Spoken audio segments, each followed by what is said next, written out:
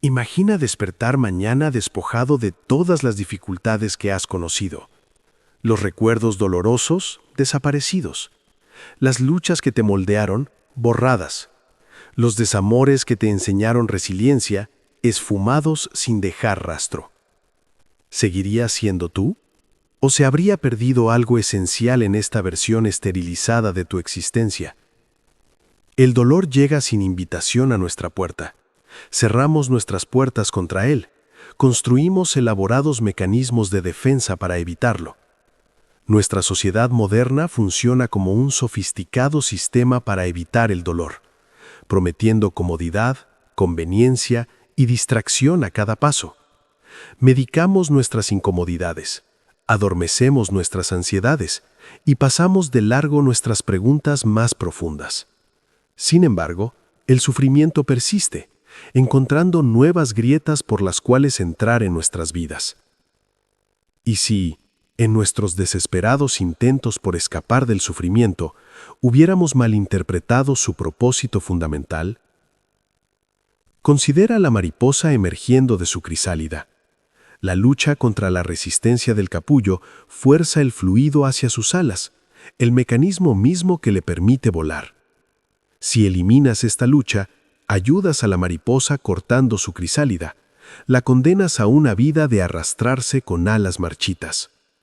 El sufrimiento no era incidental a su transformación, era esencial. Tú mismo lo has sentido en esos raros momentos de claridad que suelen seguir a tus horas más oscuras. La extraña alquimia que transmuta tu dolor más profundo en sabiduría inesperada. La peculiar sensación de haber sido iniciado en una verdad inaccesible a tu antiguo yo. La comprensión de que no cambiarías estas percepciones duramente ganadas, aunque significara borrar el sufrimiento que te las entregó. ¿Por qué reconocemos instintivamente el valor del sufrimiento pasado, simultáneamente hacemos todo lo posible por evitar el sufrimiento futuro? ¿Por qué nuestras conexiones más profundas con otros a menudo se forman a través de luchas compartidas en lugar de placeres compartidos? ¿Por qué aquellos que han sufrido profundamente a menudo poseen una luminosa calidad de presencia que elude a quienes han vivido meramente cómodos? Algo subversivo se esconde dentro de estas preguntas. Una verdad contraintuitiva que se opone radicalmente a nuestra cultura obsesionada con la comodidad. ¿Y si el sufrimiento no fuera simplemente algo que debemos soportar, superar o minimizar, sino una puerta hacia dimensiones de la experiencia humana de otro modo inaccesibles? Los antiguos estoicos lo sabían. Buda construyó todo un marco espiritual alrededor de ello. Los ritos de iniciación indígenas en todo el mundo lo incorporan deliberadamente. Sin embargo, lo hemos olvidado. Nos hemos convertido en huérfanos psicológicos, desconectados de las tradiciones de sabiduría que alguna vez guiaron a los humanos a través del laberinto del sufrimiento necesario. La paradoja más profunda puede ser esta. Nuestro intento de eliminar el sufrimiento se ha convertido en sí mismo en una fuente de sufrimiento. Nuestra guerra contra el dolor nos ha dejado más vulnerables al dolor que nunca. Y bajo esta contradicción yace un mecanismo oculto, un proceso psicológico y espiritual que moldea el core mismo de nuestra humanidad sin nuestra conciencia. ¿Cuál es este mecanismo? ¿Y cómo ha estado operando en las sombras de tu vida todo este tiempo? Las raíces de nuestro complejo colectivo de evitación del sufrimiento son más profundas que el mero hedonismo. Se extienden hasta los cimientos mismos de nuestra conciencia moderna, una conciencia que Friedrich Nietzsche predijo colapsaría en nihilismo una vez que perdiera contacto con el poder transformador del sufrimiento. Vivir es sufrir, escribió. Sobrevivir es encontrar significado en el sufrimiento. Pero ¿por qué esta sabiduría se ha vuelto tan ajena a nosotros? La respuesta yace en lo que Carl Jung llamó nuestra sombra, aquellos aspectos de nosotros mismos que hemos relegado a la inconsciencia porque contradicen nuestra autoimagen preferida. A medida que nuestras capacidades tecnológicas se han expandido, hemos empujado el sufrimiento mismo hacia nuestra sombra colectiva, creando un punto ciego psicológico de proporciones asombrosas. Considera cómo las intervenciones farmacéuticas ahora median nuestra relación con el dolor emocional. Considera cómo el entretenimiento digital proporciona interminables rutas de escape de la incómoda autoconciencia. Considera cómo nuestros sistemas económicos mercantilizan la comodidad mientras externalizan el sufrimiento requerido para producirla.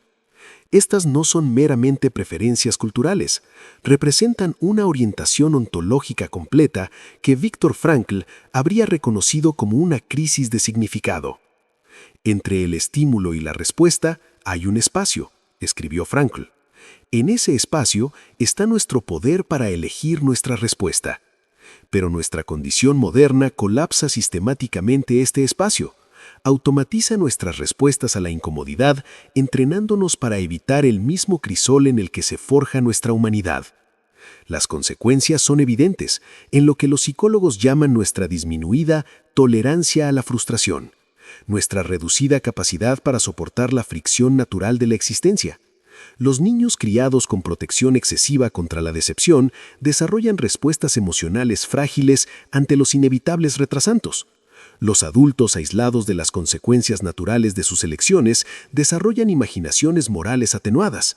Las comunidades protegidas de la confrontación honesta con sus sombras proyectan estas sombras hacia afuera, creando enemigos donde podrían haber encontrado espejos.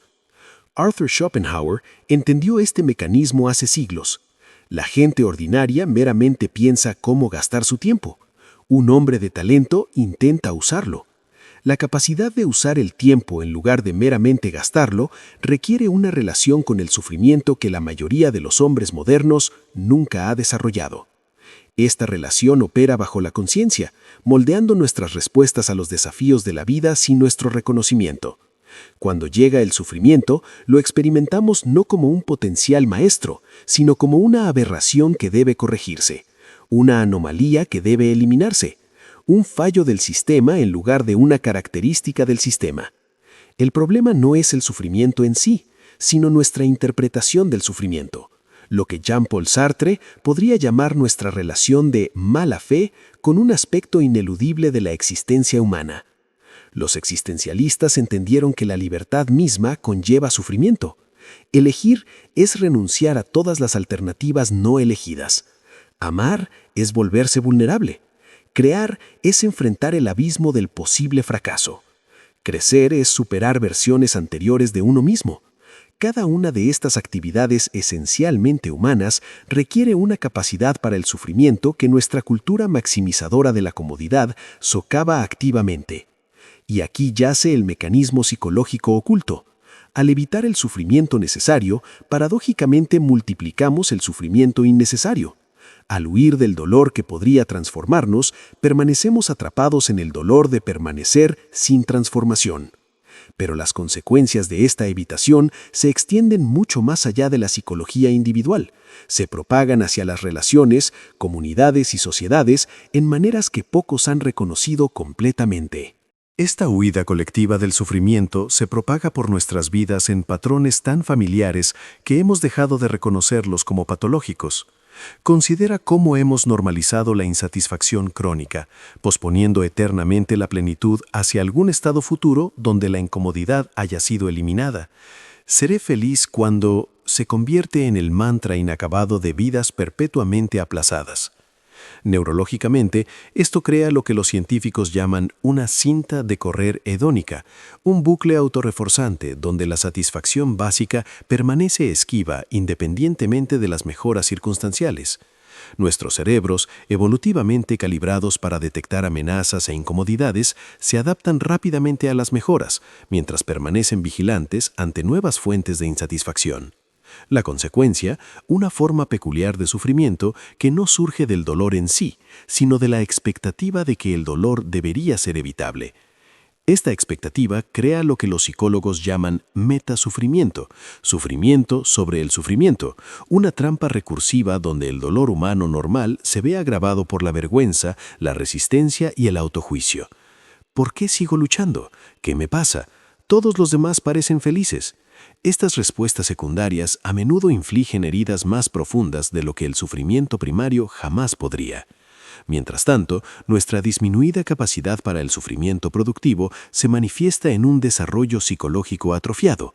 El fenómeno de fracaso al despegar entre los adultos jóvenes se correlaciona directamente con la crianza sobreprotectora que protege a los niños de las luchas necesarias. La epidemia de trastornos de ansiedad corresponde con una disminuida exposición al estrés manejable que podría desarrollar resiliencia. El aumento de muertes por desesperación, suicidios, sobredosis, fatalidades relacionadas con el alcohol, se alinea con nuestra incapacidad colectiva para encontrar significado dentro del sufrimiento, en lugar de más allá de él. A nivel social, esta evasión crea lo que el sociólogo Emil Durkheim identificó como anomia, una condición de ausencia de normas donde el significado compartido colapsa. Las comunidades, una vez unidas por la lucha colectiva, ahora se fragmentan en consumidores aislados de comodidad personalizada. Los músculos sociales que las dificultades desarrollaron una vez, solidaridad, sacrificio, servicio, se atrofian en entornos optimizados para la facilidad individual. Incluso nuestro discurso político refleja esta distorsión. Evaluamos políticas basadas en su promesa de eliminar la incomodidad más que en su capacidad para cultivar significado. Elegimos líderes que prometen protección en lugar de transformación. Nos fragmentamos en cámaras de eco ideológicas que nos evitan la incomodidad del diálogo genuino a través de las diferencias. Quizás lo más insidioso es que nuestro complejo de evasión del sufrimiento nos impide abordar crisis genuinas que requieren incomodidad colectiva. Cambio climático, inigualdad económica, erosión democrática, estos desafíos exigen sacrificios y luchas que hemos perdido la capacidad de abrazar voluntariamente. Al evitar pequeños sufrimientos, hacemos inevitable el sufrimiento catastrófico. La disonancia cognitiva se vuelve abrumadora. Sentimos que estamos atrados en patrones que nos disminuyen, pero carecemos del marco conceptual para entender cómo nuestra huida del sufrimiento perpetúa nuestro sufrimiento. Perseguimos comodidad que no logra confortarnos. Buscamos seguridad que nos deja más inseguros. Perseguimos placer que nos deja extrañamente entumecidos. Algo debe romper este ciclo, alguna reorientación radical debe ocurrir, pero ¿qué podría ser lo suficientemente poderoso para interrumpir patrones tan profundamente arraigados en nuestra psique individual y colectiva? El antídoto para este malestar moderno no se encuentra en una mayor evasión, sino en un abrazo radical, una reorientación deliberada hacia el sufrimiento que lo transforma de enemigo a maestro. Esto no es masoquismo. No es resignación, es una profunda recalibración de tu relación con la inevitable fricción de la existencia. Comienza con este paso contraintuitivo. Deja de categorizar las experiencias como positivas o negativas. Este sistema de clasificación binario en sí mismo crea sufrimiento innecesario al enseñarte a resistir la mitad del espectro natural de la vida. En su lugar, pregunta a cada experiencia, incluyendo las dolorosas, ¿qué está tratando de enseñarme esto? ¿Cómo podría ser necesario para mi crecimiento? Considera la antigua práctica de la incomodidad voluntaria encontrada en tradiciones de sabiduría de todo el mundo. Los estoicos tomaban baños fríos y ocasionalmente ayunaban no para castigarse, sino para expandir su tolerancia a la incomodidad y reducir su miedo a ella. Los practicantes budistas observan las sensaciones, incluyendo las dolorosas, con ecuanimidad en lugar de aversión. Los ritos de iniciación indígenas en todo el mundo incorporan dificultades controladas para facilitar la transición de la infancia a la adultez madura. Estas no son supersticiones primitivas, sino sofisticadas tecnologías psicológicas desarrolladas durante milenios para contrarrestar nuestra tendencia natural hacia la búsqueda de comodidad, que finalmente nos disminuye.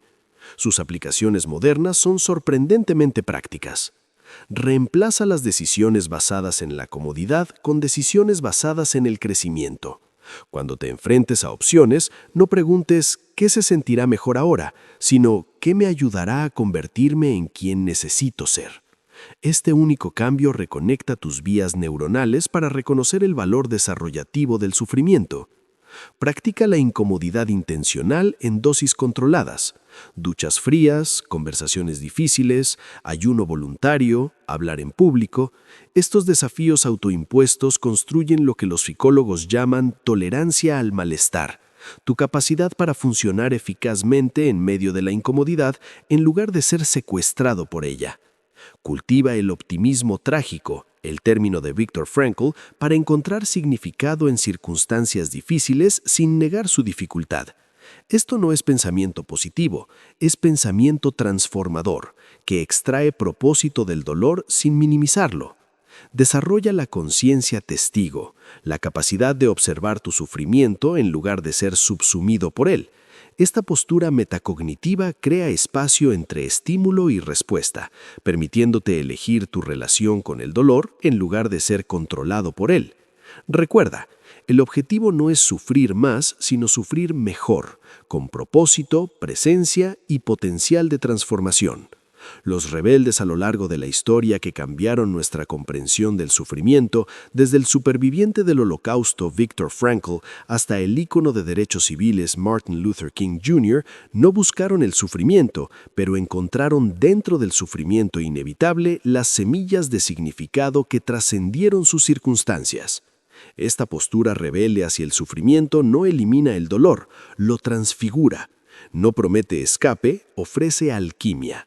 Y este proceso alquímico revela una verdad final y asombrosa, que lo cambia todo una vez que se comprenda completamente. He aquí la revelación que lo cambia todo. El sufrimiento no es meramente algo que soportas en el camino hacia el devenir. El sufrimiento es el mecanismo mismo del devenir. La fricción que has estado evitando es precisamente lo que pule la piedra áspera de tu potencial hasta convertirla en algo luminoso. No estás experimentando sufrimiento, estás siendo transformado por él. Considera el arte japonés del kintsugi, donde la cerámica rota se repara con oro, convirtiendo las fracturas en la parte más hermosa de la pieza. Esto no es pensamiento metafórico, es literalmente cómo funciona el desarrollo humano. La neuroplasticidad, la capacidad de tu cerebro para reorganizarse, se activa más poderosamente no durante la comodidad, sino durante el desafío. El crecimiento postraumático, los profundos cambios psicológicos positivos que pueden seguir al trauma, ocurren no a pesar del sufrimiento, sino a través de la integración del sufrimiento. Y si el sufrimiento que has estado tratando desesperadamente de evitar es en realidad la puerta hacia dimensiones de ti mismo que no pueden ser accedidas de ninguna otra manera. Y si tus heridas, adecuadamente atendidas, se convierten en aperturas a través de las cuales tu luz única entra al mundo. Este entendimiento disuelve la falsa dicotomía entre felicidad y sufrimiento. No son fuerzas opuestas, sino procesos complementarios en la economía del devenir humano. La capacidad para la alegría se expande en proporción directa a tu capacidad para experimentar plenamente, integrar y transformar el sufrimiento. La profundidad de tu compasión corresponde precisamente a las profundidades que has atravesado en tu propio dolor. Los místicos y contemplativos de todas las tradiciones siempre han sabido esto. Hablan de tristeza luminosa, dolor hermoso, sufrimiento redentor, no porque fetichicen las dificultades, sino porque reconocen su necesidad transformadora. El fuego que quema es también el fuego que purifica. La presión que amenaza con aplastarte es también la presión que crea diamantes.